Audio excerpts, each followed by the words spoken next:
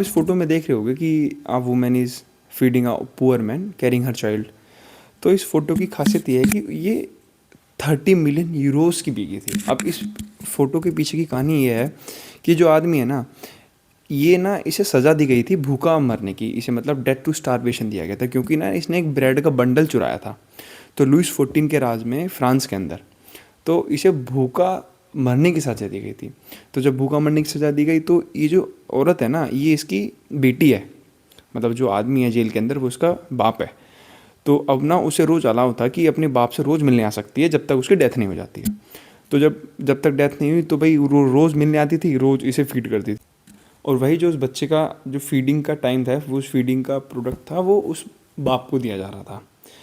अब जब 4 महीने तक उस आदमी के ना डेथ हुई, ना उसका वेट लॉस हुआ, ना उसमें कोई कमज़ोरी आई, तो वहाँ के जितने भी सोल्जर्स थे, वहाँ का जितना भी डिपार्टमेंट था, उन्होंने नोटिस किया कि ये मर क्यों नहीं रहा है, ना इसकी हेल्थ में कोई डिफरेंस आ रहा है। तो फिर जब उन्हें पता चला तो उन्होंने जब उसे एकदम थोड़ा स्पाई बन के उस औरत के ऊपर नज़र रखी, तो उसे पता चला कि ये अपने बाप को फीड कर रही है। तो ये चीज़ देखते हुए वहाँ के जो जजमेंट आई, वहाँ के जो वो थे जो डिसीजन देते थे किसी भी एक क्राइम के ऊपर, तो उन्होंने ये बताया कि इसकी जो सज़ा है वो माफ़ कर दी जाए और इसे रिलीज़ कर दिया जाए। और ये देखते हुए उसे रिलीज़ कर दिया गया।